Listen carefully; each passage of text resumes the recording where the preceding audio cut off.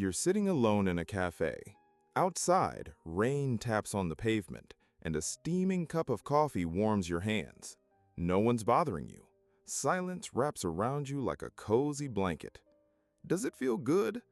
Or is something tightening inside, as if you're the last person left on Earth? Loneliness is a strange thing. Some flee from it like it's a fire, while others chase it like a rare treasure. But what do you really feel? Do you love loneliness? Or are you just afraid to admit it scares you?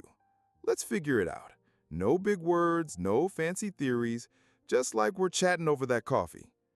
The skeptic in you is already raising an eyebrow. Love for loneliness? Is that even real? It asks. And honestly, how do you know if what you feel isn't just a mask hiding fear?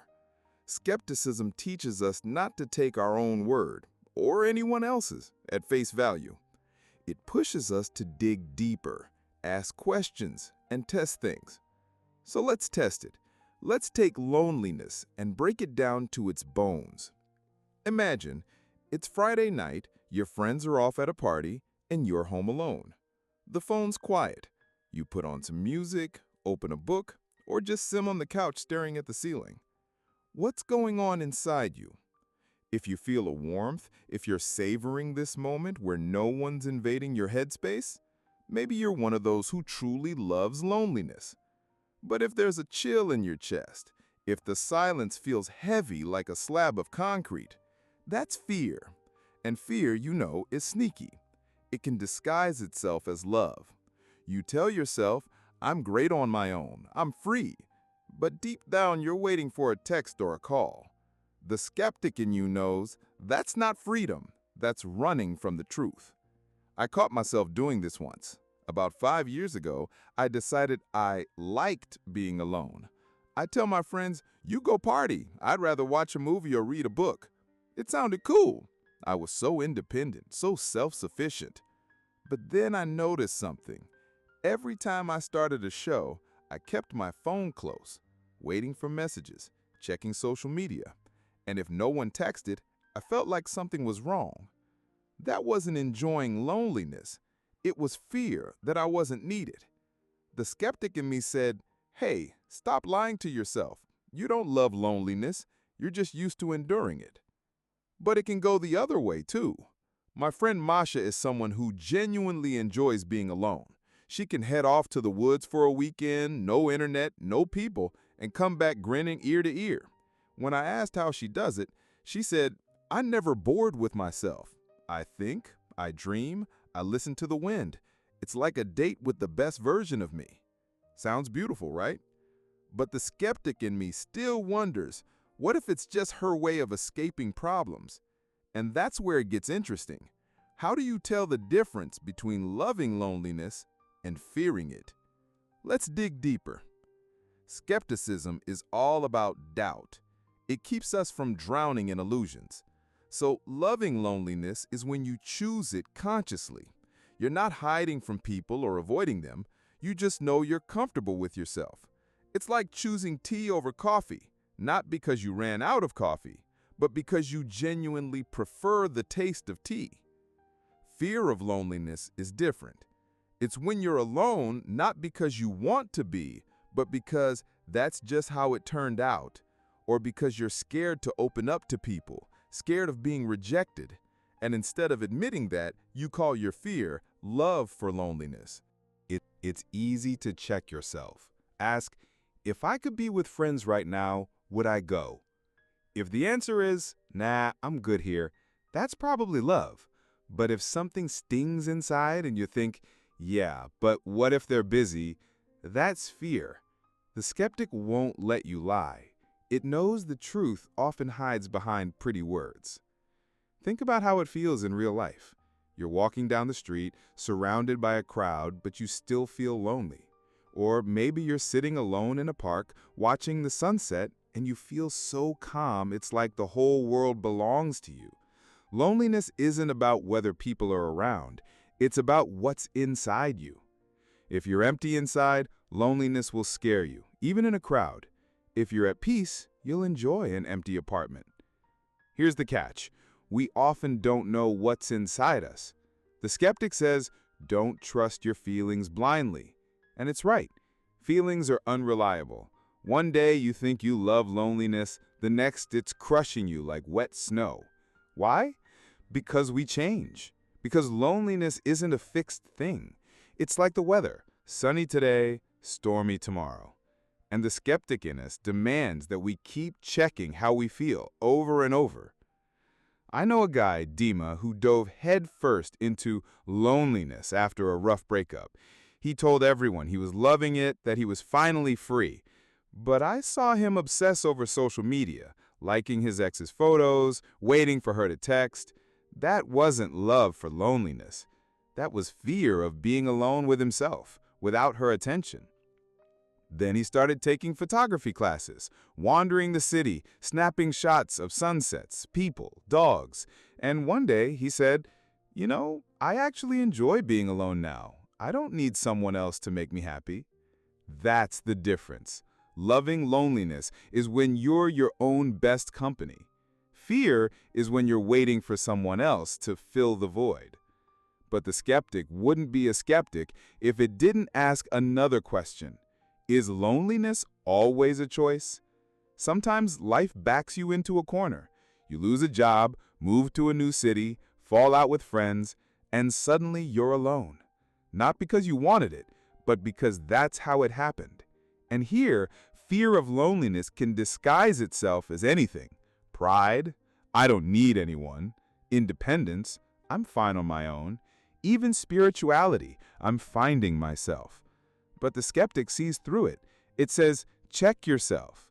Ask, if you could change the situation, would you stay alone? My neighbor Lena once told me about a time like that. Her boyfriend left her, her friends were busy with their own lives, and she was left alone in a rented apartment. At first, she tried to convince herself she was fine, watching shows, drinking wine, ordering pizza. But then she admitted, I was just scared to leave the house. Scared people would see the real me, lonely and lost. Lena started taking small steps to climb out of it. She signed up for yoga, went for walks in the park, even got a dog. And you know what she said? I realized loneliness isn't the enemy, but it's not a friend either. It's just part of life. Sometimes it scares you, sometimes it heals you. And here the skeptic nods. Because loneliness isn't good or bad, it's just a state, like rain outside. You can love it, you can fear it, but it's going to happen anyway. The question is how you deal with it. Loving loneliness is when you take it in your hands, like clay, and shape it into something yours. Fear is when you let loneliness shape you. Let's dig even deeper. Why does loneliness spark such different feelings? Why is it oxygen for some and a noose for others? The skeptic says, it's not about loneliness, it's about you, about how you see yourself. If you're at peace with yourself, loneliness is like an old friend you can sit with in silence without feeling awkward. If there's chaos inside, loneliness becomes a mirror showing everything you don't want to see, weaknesses, fears, doubts.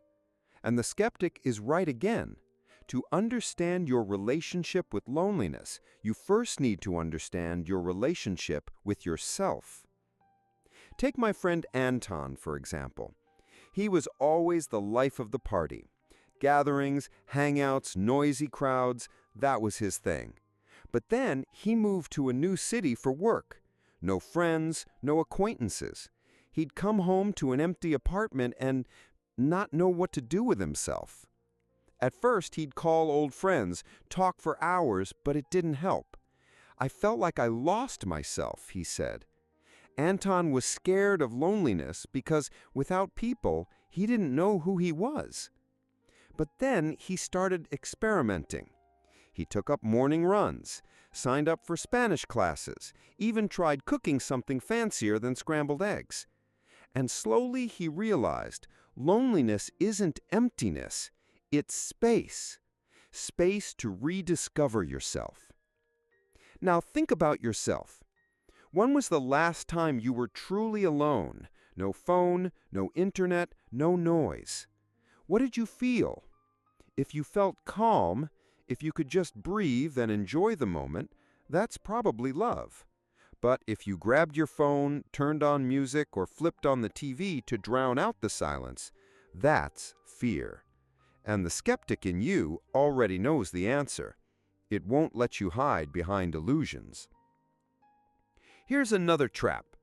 Sometimes we think loneliness is something to overcome. Like if you enjoy being alone, there's something wrong with you. Society loves to push this idea.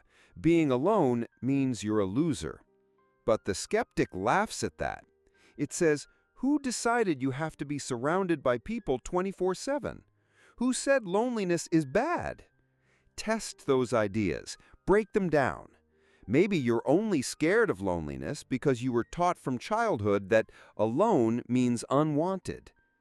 I remember my mom always saying, "Don't stay home, go hang out with friends."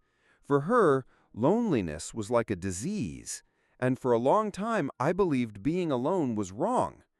But then I started asking questions. Why do I have to be with someone all the time? Why can't I just sit in silence and think? And you know what I realized? Loneliness isn't punishment. It's an opportunity, a chance to hear yourself, your thoughts, your desires, but only if you're not afraid to listen. What if you are afraid? What if loneliness feels like a dark room you're scared to step into? The skeptic says, don't run. Look inside. Grab a flashlight and see what's there. Maybe there's nothing scary. Maybe it's just you, the real you, without masks or filters. My friend Katya once told me how she was terrified of being alone after a divorce.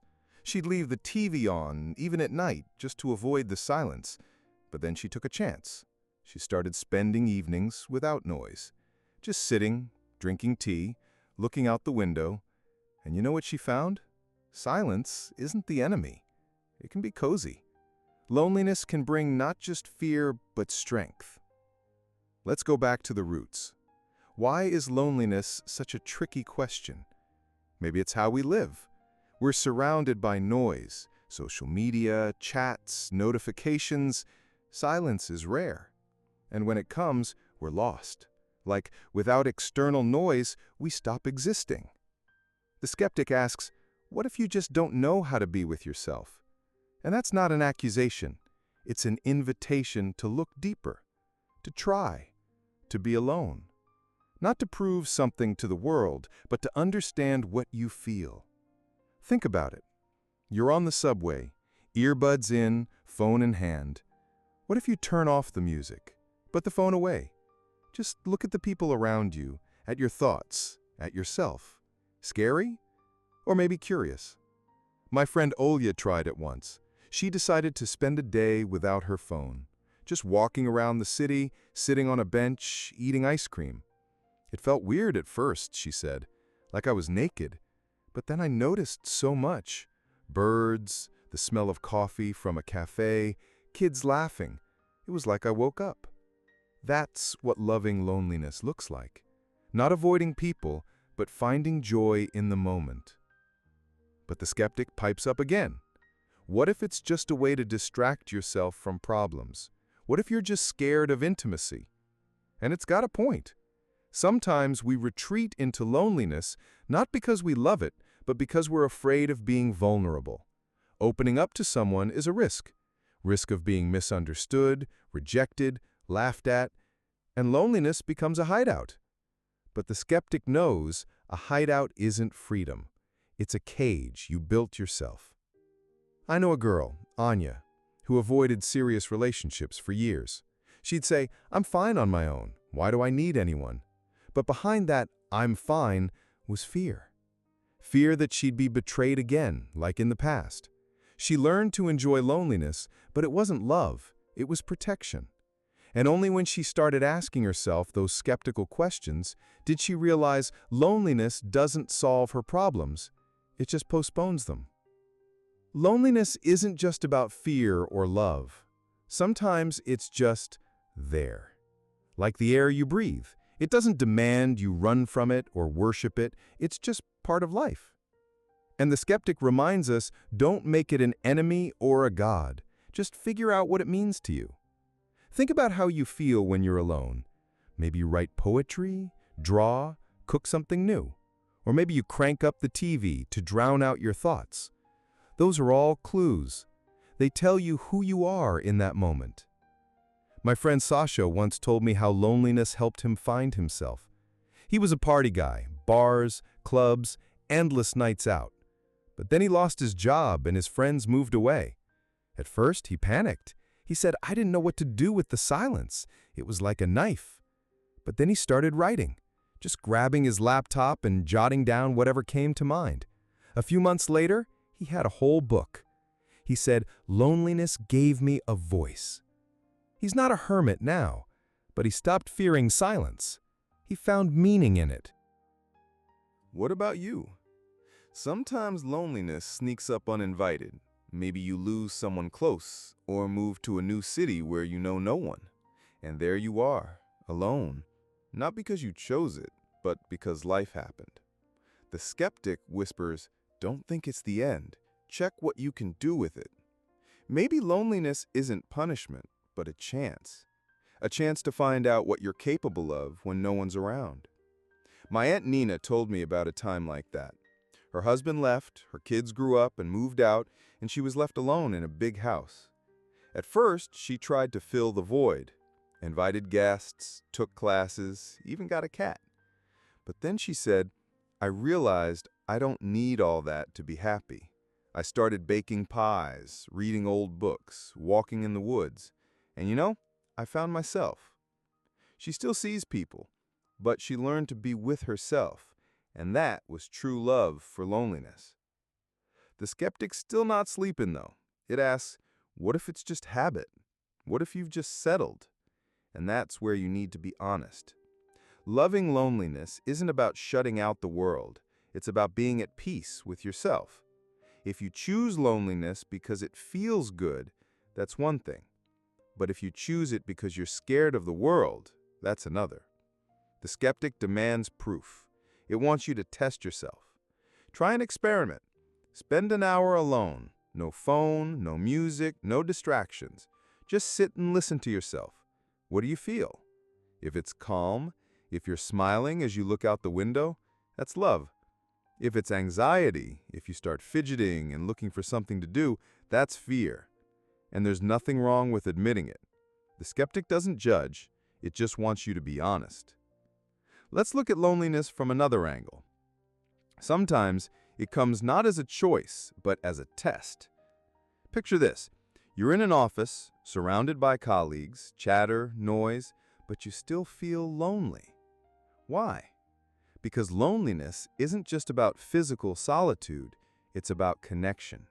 Connection with yourself, with the world, with others. If that connection's missing, you can be in a crowd and still feel empty. The skeptic asks, what are you doing to find that connection? And it's not about surrounding yourself with people. It's about finding meaning in what you do, in who you are. I know a guy, Misha, who worked in a big office. Everyone loved him. He was fun, outgoing, always the center of attention. But at night, he'd come home and feel like he had no one to really talk to. "I'm surrounded by people, but I'm alone," he said. That was his fear of loneliness masked by smiles and jokes. Only when he started digging into himself, taking psychology classes, keeping a journal, did he realize loneliness isn't outside, it's inside. And to stop fearing it, you need to make friends with yourself first. What about those who say they love loneliness, but are always looking for ways to keep busy? You know the type. They blast music, scroll through social media, binge shows, anything to avoid silence. The skeptic says, that's not love, that's running. True love for loneliness is when you're not afraid of silence, when you can just be. No distractions, no noise, no fuss. My friend Dasha told me how she learned this. She was always on the go, work, friends, hobbies, but one day she decided to take a break. A week with no plans, no meetups, no internet. I thought I'd lose my mind, she said. But then I started noticing little things.